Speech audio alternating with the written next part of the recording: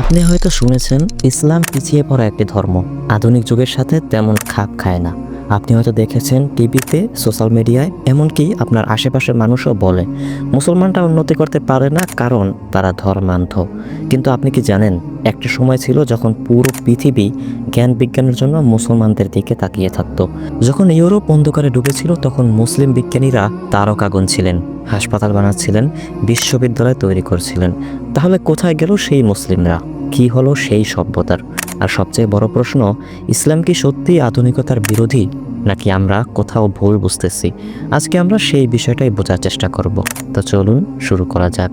সাল 632, রাসূল সাল্লাল্লাহু আলাইহি সাল্লামের ইন্তেকালের পর মুসলিমরা বের হলো আরব থেকে। মাত্র 100 বছরের মধ্যে তারা তৈরি করলো এক বিশাল সাম্রাজ্য, স্পেন থেকে চীন পর্যন্ত।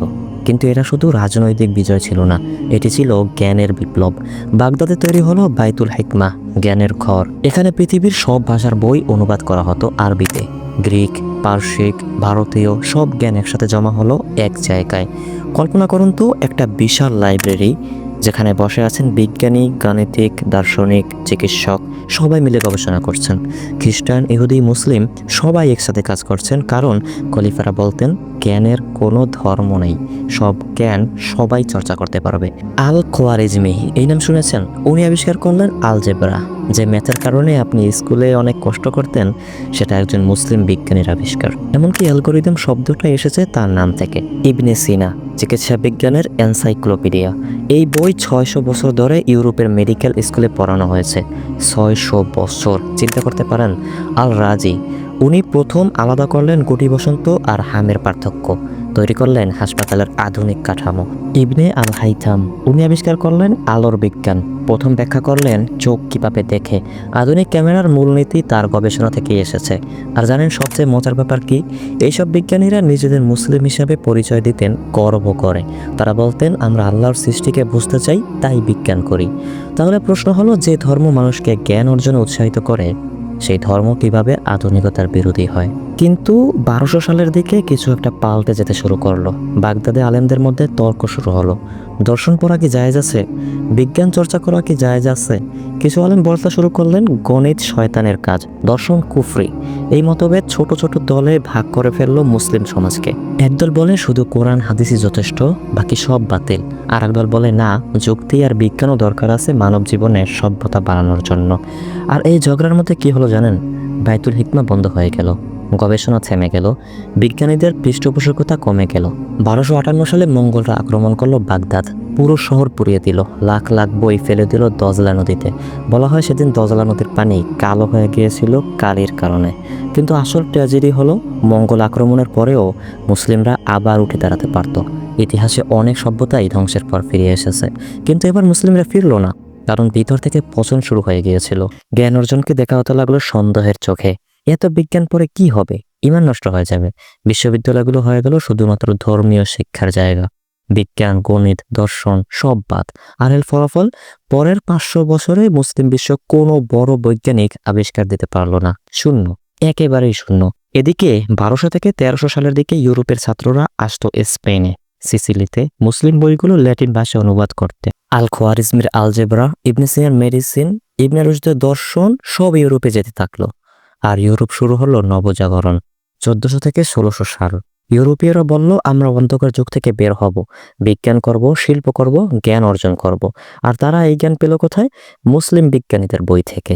আইজাক নিউটন, গ্যালিলিও, কোপার্নিকাস, এরা সবাই পড়েছেন মুসলিম বিজ্ঞানীদের লেখা। কোপার্নিকাস যখন বললেন পৃথিবী সূর্যের চারপাশে ঘোরে, তখন চার্লস তাকে কাফের বলল। কিন্তু জানেন কি? এই থিওরি আগেই বলেছিলেন মুসলিম জ্যোতির্বিদ নাসিরউদ্দিন তুসি 300 বছর আগে। 1700 থেকে 1800 সালে ইউরোপে শুরু হলো ইন্ডাস্ট্রিয়াল রেভলিউশন, কলকারখানা, রেলগাড়ি, বিজ্ঞানের নতুন নতুন আবিষ্কার। আর মুসলিম বিশ্ব, আমরা তখনও ঝগড়া করছি এই মাযহাব সঠিক না, ওই মাযহাব সঠিক। 1900 সালে এসে পুরো মুসলিম বিশ্ব হয়ে গেল ইউরোপীয় কলোনি। ভারত, মিশর, ইন্দোনেশিয়া, আলজেরিয়া সবাই পরাধীন। আর তখন থেকে শুরু হলো একটা নতুন ন্যারেটিভ। দেখো, মুসলিমরা পিছিয়ে আছে কারণ তাদের ধর্মই পিছিয়ে।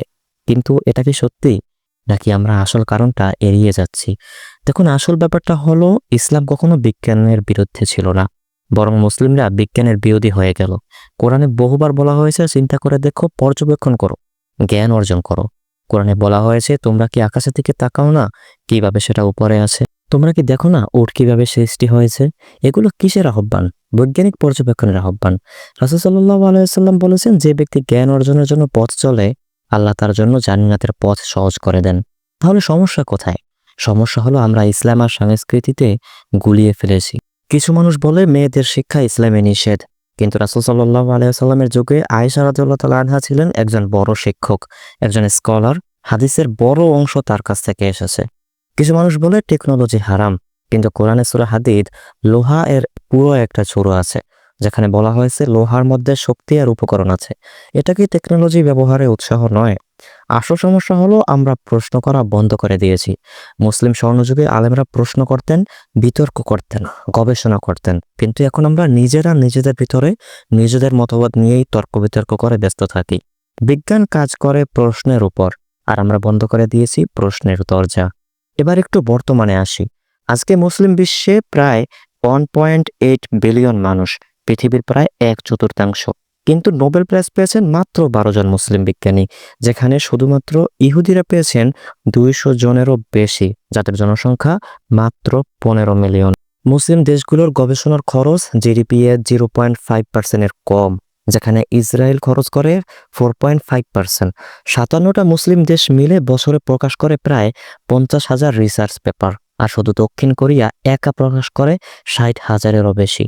এখন কেউ কেউ বলবেন, দেখো ইসলামের কারণেই আমরা পিছিয়ে আছি, কিন্তু আমি বলবো না, আমরা পিছিয়ে আছি কারণ আমরা ইসলামকে ভুলভাবে বুঝেছি এবং ভুলভাবে অনুসরণ করতেছি। তুরস্ককে দেখুন, একটি মুসলিম দেশ, কিন্তু তারা প্রযুক্তিতে বিনিয়োগ করেছে, ড্রোন বানাচ্ছে, কৃত্রিম বুদ্ধিমত্তায় কাজ করছে। মালয়েশিয়া দেখুন, মুসলিম দেশ কিন্তু উন্নত আধুনিক প্রযুক্তি সমৃদ্ধ। সংযুক্ত আরব আমিরাত মরুভূমির দেশ, কিন্তু এখন তারা মঙ্গলে মিশন পাঠাচ্ছে। তাহলে সমস্যা ইসলামে নাকি আমাদের মানসিকতা? দেখুন, আধুনিকতা মানে এই নয় যে আপনি নামাজ ছেড়ে দেবেন। আধুনিকতা মানে এই নয় যে আপনি ধর্মহীন হবেন। আধুনিকতা মানে হলো নতুন জ্ঞান গ্রহণ করতে হবে, প্রযুক্তি ব্যবহার করা, যুগের সাথে তাল মিলিয়ে চলা, কিন্তু নিজের মূল্যবোধ ধরে রেখে। একজন মুসলিম ডাক্তার হতে পারে, এটা আধুনিকতা। একজন মুসলিম ইঞ্জিনিয়ার হতে পারে, এটা আধুনিকতা। একজন মুসলিম বিজ্ঞানী হতে পারে, এটা আধুনিকতা। আর একই সাথে 5 ওয়াক্ত নামাজ আদায় করতে পারেন, রোজা রাখতে পারেন, সৎ থাকতে পারেন। তো প্রশ্নে ফিরে আসি, ইসলাম কি আধুনিকতার বিরোধী? উত্তর হলো না, একদমই না। বরং মুসলিমরা ইসলামকে সঠিকভাবে বুঝেছে এবং অনুসরণ করেছে, তখনই তারা সবচেয়ে বেশি উন্নত হয়েছে জ্ঞানে, বিজ্ঞানে, সভ্যতায়। আর যখন তারা ইসলামকে শুধু রিচুয়ালে সীমাবদ্ধ করেছে, জ্ঞান অর্জন বন্ধ করে দিয়েছে, প্রশ্ন করা থামিয়ে দিয়েছে, তখনই তারা পিছনে পড়ে গিয়েছে। সমস্যা ইসলামে নেই, সমস্যা আমাদের বুঝতে পারায়। কোরআনে বলা হয়েছে পড়ো, ইকরা, এটাই প্রথম আয়াত, জ্ঞান অর্জনের নির্দেশ। তাহলে কিসের ভয়, কিসের সংকীর্ণতা? আমাদের এগিয়ে যেতে হবে, বিজ্ঞান করতে হবে, গবেষণা করতে হবে, প্রশ্ন করতে হবে, জ্ঞান অর্জন করতে হবে, কিন্তু একই সাথে নিজের পরিচয়, নিজের মূল্যবোধ, নিজের ঈমান, এগুলো ধরে রাখতে হবে। একসময় মুসলিমরা ছিল পৃথিবীর শিক্ষক, আমরা আবার সেই জায়গায় ফিরে যেতে চাই, কিন্তু তার জন্য চাই সঠিক বোঝাপড়া, সঠিক উদ্বেগ, সঠিক মানসিকতা। মনে রাখবেন, আল্লাহ বলেছেন, আল্লাহ কোনো জাতির অবস্থান ততক্ষণ পরিবর্তন করেন না যতক্ষণ না তারা নিজেরা নিজেদের অবস্থা পরিবর্তন করে। পরিবর্তন শুরু হতে হবে আমাদের থেকে, আপনার থেকে, আমার থেকে।